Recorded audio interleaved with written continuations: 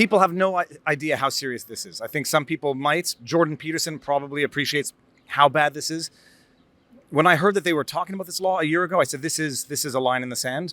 And in the dead of night, right after they banned protesting outside of hospitals, which I think is immoral, but I think laws already covered that in any event. More laws, less justice. The dead of the night, they passed that law. Dead of the night, they passed this unanimously. But they don't have time to legislate or pass laws relating to vaccine passports and other stuff. It's an ever-invasive government. So, hey, Alexa for Urban News. I'm currently in Montreal with Viva Free because today we are touching a really important topic. As you know, recently the Bill 15 have passed in Quebec about the parental supremacy. So, what that means, it gives more power to the government on the right of the children than the natural family of the children. So, hi, Viva Frey, how are you? Good in yourself. I'm very good. So, can you explain a little bit, as a lawyer, what that bill means for parents? So, bearing in mind I'm not an expert on this particular subject, but I've been following it for the last year since they were talking about eliminating parental supremacy as the guiding principle of the Youth Protection Act. And bottom line, under the old Youth Protection Act, parental supremacy was the predominant guiding factor. So you'd have the kid's interest, you'd have the parental interest, and to some extent you'd have merging those where it would be in the best interest of the kid to stay with biological family, parents. This incident that occurred in Granby where there was, I think she was a 7-year-old girl that ended up getting killed by her stepmother. They did an inquiry to see how could this have happened because apparently the abuse was known in the context of that family situation. The government, after the inquiry was called the Errant, I think it was the Errant inquiry, I may have mistaken the name, came to the conclusion that they lacked the requisite sufficient powers under the law to have removed that child from the family on the basis that the considerations of parental supremacy were those which were taken into consideration that resulted in the kids staying within that abusive family situation and ended up getting killed. So they've amended the Youth Protection Act to eliminate parental supremacy, and now the guiding factor, the overriding guiding principle is the best interest of the child, which, in theory, it sounds totally logical. I would have argued once upon a time that parental supremacy is nothing more than, looking after the best interest of the child regardless. But they've eliminated parental supremacy, and now effectively, the government, the administrative state, the administrative tribunals, once they get involved, are going to be the ones to determine what's in the best interest of the child. And the question is, where is this all going to go? And the bigger question is, what problem did this actually solve for which there were not already tools in place to address? So we know that as well during the pandemic, with the vaccination, that's began as well to be something because they wanted to prioritize the parent that wanted the vaccination for their children and wanted the best for the children. And the parents who were against it lost the right on their own children. Yeah. On which kind of, can you just maybe put a painting of a situation that a parent can lose the right on children? We can only imagine for now. The rationale for the law is that apparently, the state lacked the resources or the legislative authority to remove a child from an abusive context if that abusive surroundings were family. In the Granby case, I'm not even sure how that happened because it was a stepmother and not a biological mother who had custody or watch over the kid when she was killed.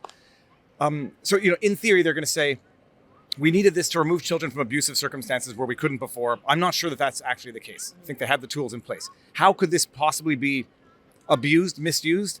In the context of the pandemic, we've seen parents lose visitation rights over their kids. On the one hand, because the parent refused to get vaccinated, and one judge said, this poses a risk to the child who can't get vaccinated or who's not yet vaccinated. A father lost visitation rights.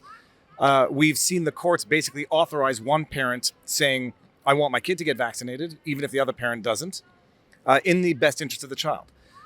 In British Columbia, we've seen parents losing custody rights when a child wants to transition. One parent says okay, the other parent says no, and it goes to court. So we've seen situations in which the courts have intervened in the, I'll put it in quotes, the best interest of the child to deprive one parent of visitation rights or deprive one parent of certain parental supremacy, parental rights. We can easily imagine that it's not going to be long before it's not going to be in the context of heated divorces, but rather in the context of a child saying, I want this. Parents both say no. Get the DPJ involved, or the Youth Protection Services, and then they say, well, we've determined it's in the best interest of the child, notwithstanding parental opposition. Which cases could that be? Can easily envision vaccination.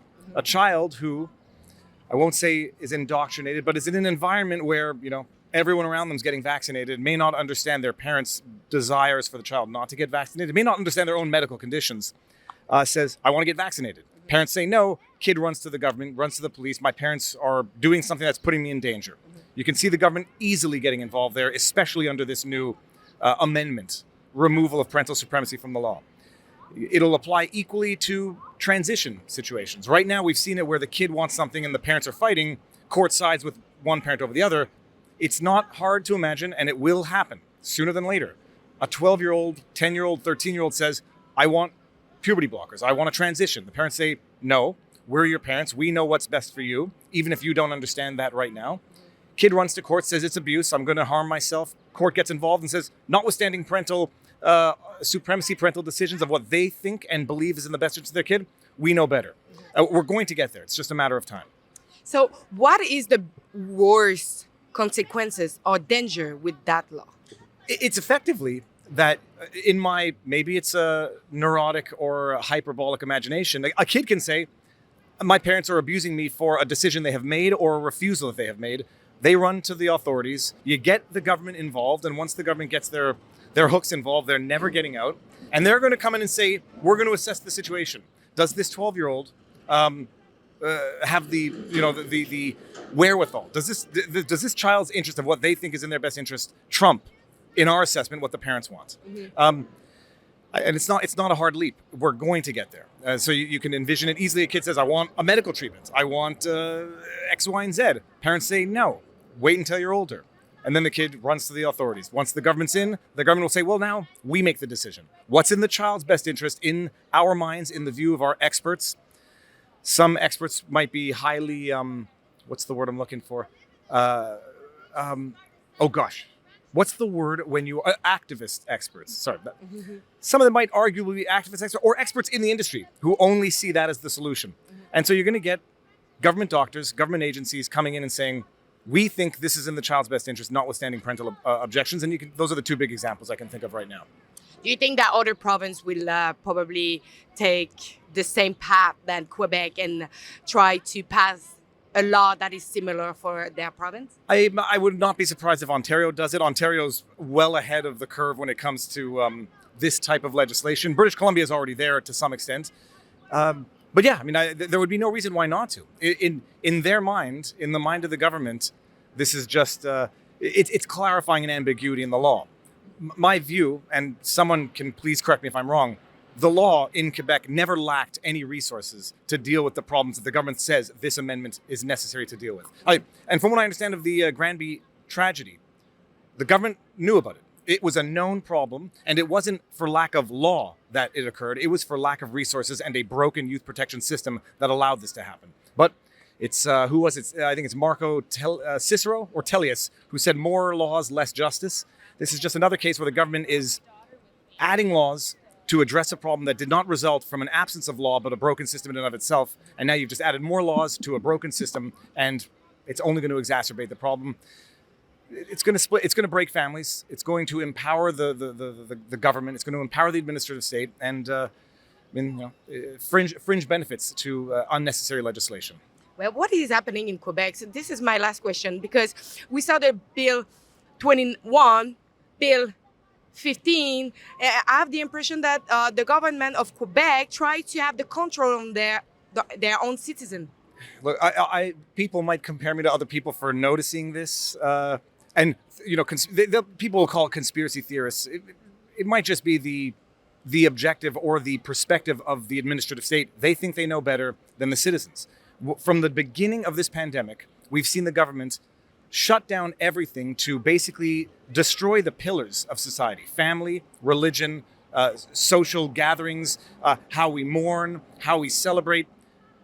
The government has replaced the family. They've sought to literally destroy family connections. You can't celebrate Christmas with your loved ones. You can't go to church. You can't pray. You can't go to school. You can't have indoor gatherings. You can't mourn. They have been destroying the pillars of what has been social norms that make humans humans for a long time and replacing it with themselves. What's the objective? In a nanny state where the administrative government thinks they know better than their citizenry, as is quite clear now. I mean, you have the government telling people how to live to the most minute detail of their lives. The government is the answer to people who have, studied history and who know better and who have had certain life experiences. You know that very rarely is the government any more of the answer than any other form of intervention. But that's where it's going. It's just in Quebec, it's been one law after the next, after one mandate, one edict after the next of the government basically micromanaging every aspect of citizen life. And Bill 15, that touches family rights, and now you got Bill 96, that's going to touch language rights, and it's going to be the government telling you how to live to every detail of your life. Government loves it. I don't think that people should. Thank you very much for making everything more clear for a lot of people, not only in Quebec, but in Canada as well. So it was Viva Frey for the people who wants to see what he's doing. He's doing an amazing job as a lawyer. Know the vlog, people. People have no idea how serious this is. I think some people might. Jordan Peterson probably appreciates how bad this is. When I heard that they were talking about this law a year ago, I said, this is a line in the sand. And in the dead of night, right after they banned protesting outside of hospitals, which I think is immoral, but I think laws already covered that in any event. More laws, less justice. The dead of the night, they passed that law. Dead of the night, they passed this unanimously. But they don't have time to legislate or pass laws relating to vaccine passports and other stuff. It's an ever invasive government. Thank you very much for your time. Thank you. Thank you. So if you like what we are doing and you want to see all of our show, as you know, at Rebel News, we have private show that you need to subscribe. So if you're interested, go to rebelnews.com, subscribe for the year, and you will have access to all our shows.